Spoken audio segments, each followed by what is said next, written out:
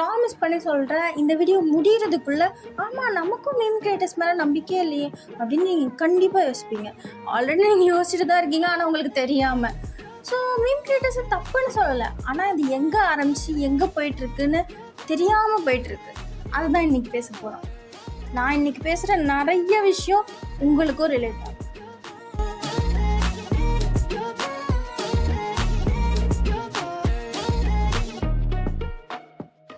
இந்த meme creators அப்படின்ற விஷயம் எங்கேருந்து ஆரம்பிச்சிச்சுன்னா ஃபேஸ்புக்கிலேருந்து தான். ஆப்வியஸ்லி ஃபேஸ்புக்கில் இப்போதைக்கு அங்கிள்ஸ் அண்ட் ஆன்டிஸ்லாம் இருப்பாங்க, ஆனால் முன்னொரு காலத்தில் நிறைய ஃபேஸ்புக் மீம் பேஜஸ் தான் இதுக்கு விதையை தூவுச்சு. ஃபார் எக்ஸாம்பிள் 2015 ஃப்ளட்டு வந்தது. அதுக்கப்புறம் 2017 நம்மளோட ஜல்லிக்கட்டு நடந்தது. இந்த எல்லா விஷயத்துலேயும் மீம்ன்றது ஒரு இம்பார்ட்டண்ட்டான பார்ட்டாக இருந்தது. அது ஏன்னா மீம்ன்றது ஒரு கனெக்ட் பண்ணுற விஷயமா இருந்தது. ஆரம்பத்தில் ஜாலியாக நம்ம கிளாஸ் ரூமில் நடக்கிறது, இல்லைன்னா டீச்சர்ஸ் கூட நடக்கிறது, இல்லைன்னா ஆஃபீஸில் நடக்கிறதுன்னு ஃபன்னான ஒரு விஷயத்த சும்மா இந்த Vadivel meme template, Vivek meme template, அந்த மாதிரி மூவிலேருந்து வர டெம்ப்ளேட்டை கட் பண்ணி அதுக்கேற்ற மாதிரி நம்மளோட லைஃப்பில் இருக்கிற ஒரு விஷயத்தை ரிலேட் பண்ணி அதை மீமாக போடுவாங்க. இதுக்கு நிறைய ஃபாலோவர்ஸும் வந்தாங்க. ஆரம்பத்தில் மீம்ன்ற ஒரு விஷயத்துலேருந்து ஃபினான்ஷியலாக எந்த சோர்ஸும் வராது, மோஸ்ட்லி வரவே வராது. ஏன்னா ஒரு நார்மலான மீமை நீங்கள் போஸ்ட் பண்ணுறதுக்காக யாரும் உங்களுக்கு காசு தரமாட்டாங்க, முன்னாடி சொல்கிறேன் 2015.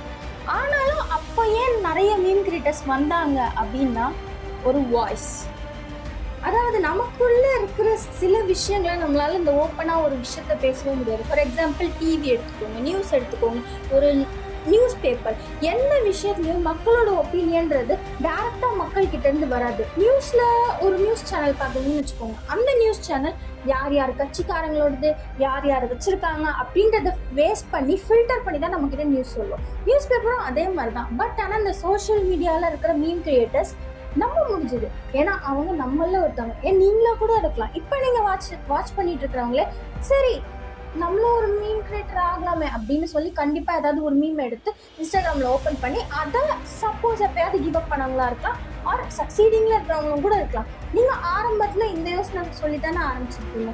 எஸ், நம்மளால் இந்த சொசைட்டிக்கு ஒரு சேஞ்சை வர வைக்கணும். சேஞ்சுன்னு கூட வேணாம், சும்மா எல்லாரையும் சிரிக்க வைக்கணும், இல்லை எனக்கு இது ரிலேட் ஆகுது, நான் இந்த ஜோக்கை ஒரு 4 பேர்கிட்ட பரப்பணும் அப்படின்ற வகையில் தான் மீம் கிரியேட்டர்ஸ் ஆரம்பிக்கப்பட்டாங்க. ஏன் நமக்கு எல்லாருக்கும் சூப்பர் ஹீரோ பிடிக்கும்னு நீங்கள் நினச்சிட்டு இருக்கீங்க? சூப்பர் ஹீரோ ஃப்ளாஷியாக ட்ரெஸ் போட்டிருக்கிறதுனாலையும் சேவ் பண்ணுறவங்களாலையும் கிடையாது. அவங்க நம்ம கிட்டேருந்து போனால் ஒரு வாய்ஸ் மாதிரி தான் எல்லா இடத்துலையும் ஃபீல் ஆவாங்க. ஜல்லிக்கட்டில் அந்த மெசேஜ் பரவுது. இப்போ ஒரு தெருமுக்கில் நடக்கிற ஒரு ப்ரொட்டஸ்ட்டுக்காக யாருமே கை கொடுக்க மாட்டாங்க, ஆனால் ஜல்லிக்கட்டுக்கு நிறையா பேர் வந்தாங்க. அதுக்கு காரணம் என்னென்னா, மீம் கிரியேட்டர்ஸ் அதுக்கு மீம் போட்டு அதை டெவலப் பண்ணாங்க. அதை டெவலப் பண்ணி இன்னும் மக்கள் ஊரில் இருந்தெல்லாம் நம்மளோட ஜல்லிக்கட்டை காப்பாற்றணுன்னு வந்தாங்க. அண்ட் இன்னும் ஒரு இம்பார்ட்டண்ட்டான விஷயம் மீம் கிரியேட்டர்ஸாலையும் நடந்துச்சு. மீம் கிரியேட்டர்ஸ் நாங்கள் சும்மா ஜோக் பண்ணுறதுக்கு, சும்மா மீம் போடுறதுக்கு மட்டும் நாங்கள் கிடையாது, எங்களால் கண்டிப்பாக மக்களுக்கு ஹெல்ப் பண்ண முடியும்னு ஒரு ப்ரூவ் பண்ண சமயம் தான் 2015 நடந்த ஒரு ஃப்ளட். அந்த ஃப்ளட்டுனால சென்னையே அப்படியே மூழ்கி போச்சு. யார் வீட்லேயும் கரண்ட் இல்லை, தண்ணி இல்லை, நிறைய பேரோட உயிரிழப்பு ஏற்பட்டுச்சு. ஆனால் அந்த ஃப்ளட்டில் ஒரு மீம் கிரியேட்டர்ஸ் போட்ட ஒரு சின்ன சின்ன மீம்ஸ்னால இவங்களுக்கு இங்கே பால் தேவைப்படுது, இவங்களுக்கு இங்கே ஃபுட்டு தேவைப்படுது, இங்கே ஒருத்தவங்களுக்கு எமர்ஜென்சி இருக்குது, இங்கே இவங்களுக்கு ஆக்சிஜன் தேவை, இங்கே இவங்களுக்கு பிளட்டு தேவை, இங்கே ஒரு ஃபேமிலி ஸ்டக்காக இருக்குது அப்படின்னு நிறைய இன்ஃபர்மேஷன்ஸை மீம் கிரியேட்டர்ஸ் பாஸ் பண்ணதுனால அவங்களுக்கு ஹெல்ப்பும் கிடச்சிருக்கு. அதனால சொசைட்டியில் மீம் கிரியேட்டர்ஸ்னால இவங்களால் நமக்கு ஹெல்ப் பண்ண முடியும்னு ஒரு சூப்பர் ஹீரோ பவர் உள்ள ஒரு ஹியூமனை மக்கள் இமேஜின் பண்ணி வச்சுருந்தாங்க. அன்டில் கொஞ்சம் கொஞ்சமாக மாற ஆரம்பிச்சிச்சு. போக போக இந்த மாதிரி ரிலேட்டபிளான மீம், ஒரு ஆஃபீஸில் நடக்கிறது, அந்த டீச்சர் கிளாஸ் ரூமில் நடக்கிறது, இந்த மாதிரி ரிலேட்டபிளான மீமோட அந்த வெயிட்டேஜ் குறைஞ்சிட்டே போச்சு. அதுக்கு காரணம் என்னென்னா, சேச்சுரேட் ஆகிடுச்சு. இதெல்லாம் என்னது பழைய காமெடி அப்படின்னு மக்களே ஸ்கிப் பண்ணிட்டு போகிற ஸ்டேஜில் ஆகிட்டாங்க. அப்போ தான் அவங்க வேற ஒரு டூலை கையில் எடுத்தாங்க. எஸ், ஹேட். ஸோ ஒருத்தனுக்கு ஸ்வீட்டு கொடுத்துட்டே இருந்தால் அவனுக்கு காரம் தின்னணும் போல இருக்கும். அதே மாதிரி தான் நம்ம மீம் கிரியேட்டர்ஸ் வந்து மக்களுக்கு நிறைய நல்லதுன்னு பண்ணி நல்லது தானே ஆச்சு, இதெல்லாம் வேணாம் இதெல்லாம் வேணாம் அப்படின்னு சொன்னதுனால இவங்க கையில் எடுத்த ஆயுதம் ஹேட் தான். ஜூலி ஆக்சுவலி இதுதான் வந்து இருக்கிறதுல ரொம்ப ரொம்ப best example of all the meme அப்படின்னு சொல்லலாம். உங்களுக்கு கண்டிப்பாக ஞாபகம் இருக்கணும், நம்மளோட ஜல்லிக்கட்டு ப்ரொட்டஸ்ட் நடந்தப்ப வீர தமிழச்சி ஜூலி இவங்க வந்து ஒரு வீர தமிழச்சி, இந்த மாதிரி பெண்கள் இருக்கணும் அப்படின்னு நிறைய மீம் வந்து சர்க்குலேட் ஆச்சு. அதுக்கு காரணம் என்னன்னா அவங்க கத்தி போட்ட அந்த பேச்சு. ஸோ அந்த ஃபேமஸ் ஆகுறதுனால இவங்க வந்து பிக் பாஸ்ல இன்வைட் பண்றாங்க அதே இயர்ல. இப்போ ஜான்வரி அந்த ஜல்லிக்கட்டு நடக்குதுன்னா அப்படியே வந்து next later part of the இயர்ல வந்து பிக் பாஸ்க்கு வந்துட்டாங்க. அந்த ஒரு 6 மாசத்துல கிடைச்ச ஃபேமை வந்து இன்னும் 6 வருஷத்துக்கு அப்புறமும் கூட அவங்களால கெயின் பண்ண முடியல. அதுக்கு காரணம் என்னன்னா பிக் பாஸ் வீட்டில் வந்து ஓவியாவுக்கு ஒரு போய் சொல்லியிருப்பாங்க, இந்த சைடு ஓவியா ஆர்மி, இந்த பக்கம் ஜூலி ஹேட்டர்ஸ், அந்த மாதிரிலாம் வந்து கிளப்ப ஆரம்பிச்சிட்டாங்க. பட் அதை பற்றிலாம் இங்கே பேச போகிறது கிடையாது. ஆனால் இன்னைக்கு வரைக்கும் ஜூலிக்கு ஹேட் வந்துட்டே இருக்கு. எஸ், ஸ்டில் நவ் இன்னைக்கு வரைக்கும் அவங்களுக்கு வர ஹேட்டை வச்சு தான் அவங்களுக்கு நல்லது நடந்துட்டு இருக்கு. ஹேட் நல்லது தருது மக்களே. எஸ், ஜூலி படமே நடிச்சிட்டாங்க. ஜூலி ஹேட்டர்ஸ்னு உட்காந்து நீங்க என்ன பண்ணிட்டு இருக்கீங்க? நல்லவங்களா இருந்து ஃபேமஸ் சம்பாதிச்சவங்க, கெட்டவங்களா இருந்து ஃபேமஸ் சம்பாதிச்சவங்க தான் அதிகமா இருக்காங்க. கண்டிப்பா மக்கள் கிட்ட நிறைய இந்த பொண்ணு படுறது நல்லா இல்லை, இந்த பையன் பேசுறது நல்லா இல்லை, இந்த பையன் பார்க்க கேவலமா இருக்கா, இந்த பொண்ணு எவ்வளவு கேவலமா ஆடுது, இந்த அங்கிள் எவ்வளவு கேவலமா ஜோக் சொல்றாரு அப்படின்னு கண்டபடி ஹேட் மீம்ஸ் வந்து போட்டு தள்ள ஆரம்பிச்சாங்க. இந்த ஹேட் மீம்ஸ் வேணான்னு ஒரு சைடு நார்மிகளும் இல்லை, இது இன்னும் இன்டென்சிஃபையாக டார்க்காக கொண்டு போகணும்னு டேங்க் அண்ட் டார்க் மீம் பேஜஸும் உருவாச்சு. நார்மல்ஸ்லையும் நிறைய தப்பு உண்டாகிட்டு இருக்கு, டார்க் அண்ட் டேங்க்லையும் நிறைய தப்பு உண்டாகிட்டு இருக்கு. அதை தான் இப்போ தெளிவாக பார்க்க போகிறோம். நார்மல் மீம்ஸ்னா நார்மலாக இந்த சேச்சுரேட்டான மீமை போட்டு நார்மலாக இந்த மூவி டெம்ப்ளேட் போட்டு இல்லைன்னா இந்த டிக்டாக் டெம்ப்ளேட் ஏதாவது ஒரு டெம்ப்ளேட் போட்டு யாரையும் ஹர்ட் பண்ணாமல் யாரையும் கொஞ்சம் கூட மனசு கஷ்டப்படுத்தாமல் நம்மளோட காசை திருடுற ஒரு மீன் கும்பல்னு நான் சொல்கிறேன். என்னடா காசு திருடுறாங்கன்னா, ஆமாம் காசு தான் திருடிட்டு இருக்காங்க. நீங்கள் வேணால் அதில் இன்வெஸ்ட் பண்ணாமல் இருந்திருக்கலாம். ஆனால் நிறைய பேர் பாதிக்கப்பட்டவங்களும் இருக்காங்க.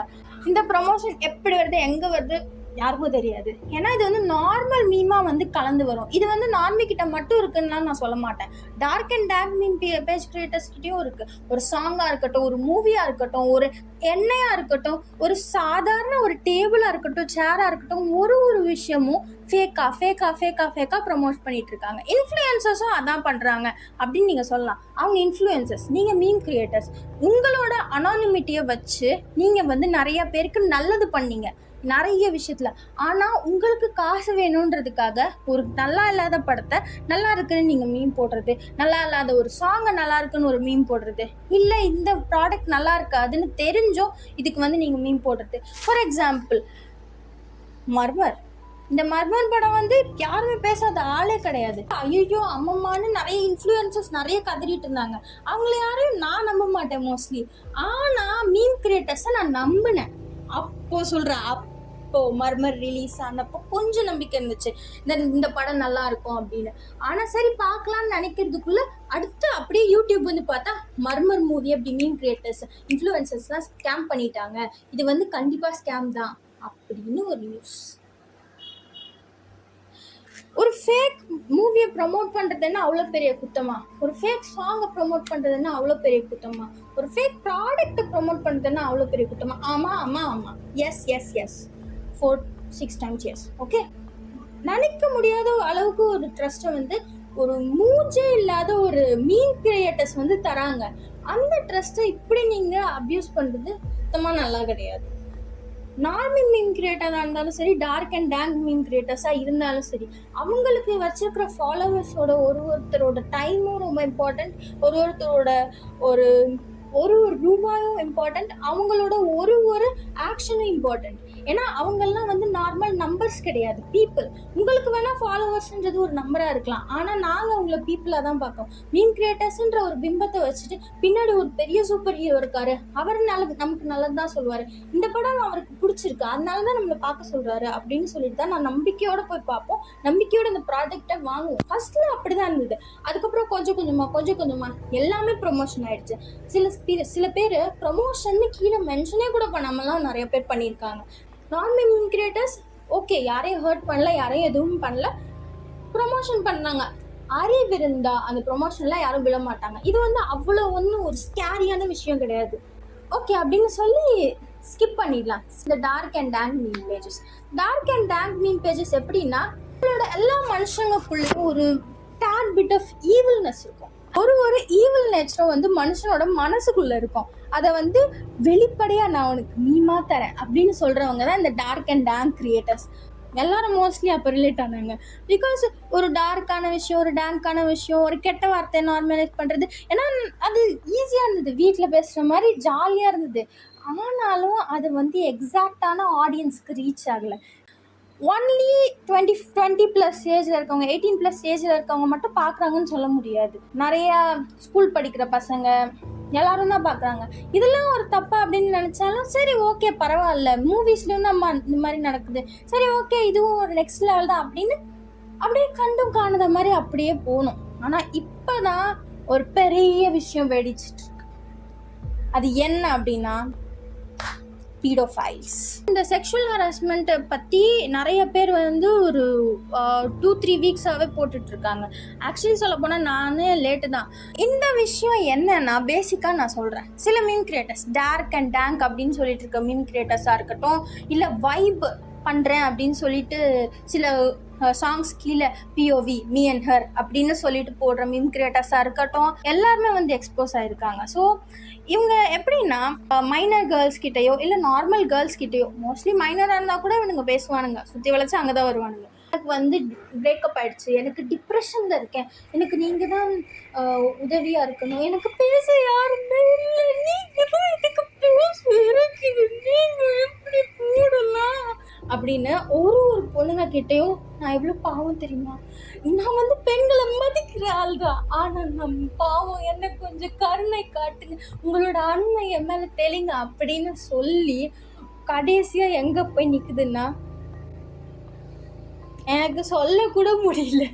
அவனுங்க வந்து அவ்வளோ கேவலமாக பேசி வச்சுருக்காங்க. என் பொண்ணு ஈவன்தோ எனக்கு 16 வயசு தான் ஆகுது, எனக்கு 17 வயசு தான் ஆகுது அப்படின்னு சொன்னாலும், போன் திட்டுனாலும் துரத்துனாலும் அவனுங்க பண்ணுற வேலையே வேறு மாதிரி இருக்கு. இந்த வீடியோவில் ஆன்டிடாட் அவர் வந்து தெளிவாக ரொம்ப கொச்சையாக நடந்தது எல்லாத்தையும் ஓப்பனாக சொல்லியிருக்காரு. என்னால் சொல்லக்கூட முடியாது, ஆனால் இதெல்லாம் நார்மலான விஷயந்தான் அப்படின்னு சொல்லி கடந்து போகக்கூடாது. ஏன்னா இது தப்பு. மீம் கிரியேட்டர்ஸ் இப்படி பண்ணக்கூடாது. ஒரு 5 இயர்ஸ் முன்னாடியோ ஏதாவது ஒரு செக்ஷுவல் ஹராஸ்மெண்ட் நடந்துச்சுனாலோ இல்லை ஏதாவது ஒரு விஷயத்த வந்து நம்ம மனசால ஓப்பனாக சொல்லணும். இவங்க மேலே இவங்க பண்ணாங்க அப்படின்னு நான் ஆன்லைன்லாம் எனக்கு இப்படி தொல்லை பண்ணாங்க அப்படின்னு நான் சொல்லணும்னா நான் கண்ணை மூடிட்டு ஒரு மீம் பேஜ் கிட்ட போவேன். ஏன்னா மீம் கிரியேட்டர்ஸ் மேலே அப்போ ட்ரஸ்ட் இருந்தது. இவங்க வந்து நிஜமாவே நமக்கு ஒரு சொல்யூஷன் தருவாங்க, இல்லைன்னா அந்த என்னை ஹராஸ் பண்ண ஆளை வந்து இவங்க ஏதாவது ஒரு இம்பேக்ட்ஃபுல்லாக கிரியேட் பண்ணுவாங்க அப்படின்னு நான் ரொம்ப ரொம்ப ரொம்ப நம்பினேன். இன்னைக்கும் கூட சில கிரியேட்டர்ஸை நம்பலாம். ஃபார் எக்ஸாம்பிள் இந்த இஷ்யூவே வந்து பெரிய விஷயமாக்கி எல்லாருக்கிட்டையும் தெரியப்படுத்தினது யாருன்னா காக்காப்பி அப்படின்ற ஒரு மீம் கிரியேட்டர் இன்ஸ்டாகிராமில். பட் ஆனால் இவரும் என்னைக்கு மாறுவாருன்னு எனக்கு தெரியலையே. உங்களை பொறுத்த வரைக்கும் எப்படின்னு எனக்கு தெரியல. இந்த டேங்காக இருக்கட்டும், நார்மியாக இருக்கட்டும், நான் இந்த மீம் கிரியேட்டர்ஸ்னு சொல்லி வந்தால் யாரையுமே நான் நம்புறது இல்லை. இப்போ ஒரு ட்ரெண்டில் இருக்கணும் அப்படின்னா எங்கள் அம்மா கேட்பாங்க, இன்னைக்கு ட்ரெண்டிங்கில் என்ன பாப்பா போயிட்டு இருக்கு அப்படின்னு. நான் வந்து மீம்ஸில் என்ன இருந்ததோ அப்படி சொல்லுவேன். ஆனால் எனக்கே வந்து நம்மளை இவங்கெல்லாம் மேனிபுலேட் பண்ணுறாங்களா, இப்போ இந்த சாங் ட்ரெண்ட்லேயே இல்லையா, ஆனால் இவங்க இந்த மீம் கிரியேட்டர்ஸ் எல்லாம் சேர்ந்து ட்ரெண்ட் ஆக்குறாங்க, பயோலேயே ப்ரொமோஷன் போட்டிருக்காங்க. சப்போஸ் அவங்களால நம்ம மேனிபுலேட் ஆகி இந்த சாங் நல்லா இருக்குன்னு நம்ம நம்புகிறோமா, இந்த படம் நல்லா இருக்குன்னு நம்புகிறோமா? என்னோட பர்சனல் ஒப்பீனியனா நான் உங்ககிட்ட கேட்குறேன்னா, நீங்கள் எனக்கு இம்பார்ட்டன்ட், நீங்கள் சொல்கிறது கொஞ்சம் நல்லா இருக்கும், நான் லிசன் பண்ணுவேன்னு கேட்குறேன். அதை நீங்கள் அட்வான்டேஜாக எடுத்து அதை வந்து நீங்கள் மணி ஆக்குறீங்க. இப்படி தான் வந்து உங்களுக்கு மீம் கிரியேட்டர்ஸ் மேலே ட்ரஸ்ட் ப்ரோக் ஆகிடுச்சா, இல்லை இன்னும் நம்பலாம் இவங்கள அப்படின்னு நீங்கள் நினைக்கிறீங்களா? ஆனஸ்ட்லி நீங்கள் எப்படி நினச்சாலும் சரி, என்னால் நம்ப முடியல. எனக்கு பேசி இது தலை தான் வலிக்குது. இது என்ன ஒரு விஷயம்னா, ஒரு காலத்தில் நியூஸ் பேப்பர், டிவி எதுவுமே தர முடியாத கம்ஃபர்ட்டை மீம் கிரியேட்டர்ஸ் தந்துட்டு இருந்தாங்க. ஆனால் இப்போ மீம் கிரியேட்டர்ஸும் இந்த நியூஸ் பேப்பர், டிவி மாதிரி நான் உங்களுக்கு ட்ரஸ்ட்டே தரமாட்டேன் அப்படின்னு மூஞ்சில் அடித்த மாதிரி சொல்கிறத தான் நான் எதிர்பார்க்குறேன். ஸோ உங்களோட மனசில் என்ன போயிட்டுருக்கு? நான் தப்புனாலும் சொல்லுங்கள். எனக்கு இந்த மாதிரி ஃபீல் ஆகுறது தான் நான் சொல்கிறேன். உங்களுக்கு நிஜமாலே இல்லை மீம் கிரியேட்டர்ஸ்லாம் நம்பலாம் தான், அவங்க நல்ல பேர் இருக்காங்க, நல்லவங்கள இருக்காங்க, நானும் நல்லவங்க இருக்காங்கன்னு தான் சொல்கிறேன். ஆனால் கெட்டவங்க பண்ண விஷயம்லாம் என்னை ரொம்ப பாதிச்சிருச்சுன்னு நான் சொல்ல வரேன். அதான் பேசிக்காக. இந்த மாதிரி இல்லை, எனக்கு நம்பிக்கை இருக்குது, நம்ம பையன் நம்மளை விட்டு கொடுக்க மாட்டான், நம்ம பையன் நம்மளுக்காக நல்லது தான் பண்ணுவான் அப்படின்னு உங்களுக்கு இன்னும் மீம் கிரியேட்டர்ஸ் மேலே நம்பிக்கை இருக்கான்னு கமெண்ட்டில் சொல்லுங்கள். ஸோ இதே மாதிரி என்னோட நிறைய ஒப்பீனியன்ஸ் அண்ட் விஷயத்தை நான் பேச போகிறேன். அதுக்காக சப்ஸ்கிரைப் பண்ணிவிடுங்க. அண்ட் ஆல்சோ இந்த வீடியோ பிடிச்சிருந்தது, இல்லை நான் சொன்ன விஷயம்லாம் கரெக்டாக இருந்தது அப்படின்னா லைக் பண்ணிவிடுங்க. எஸ், ஓகே, பாய்.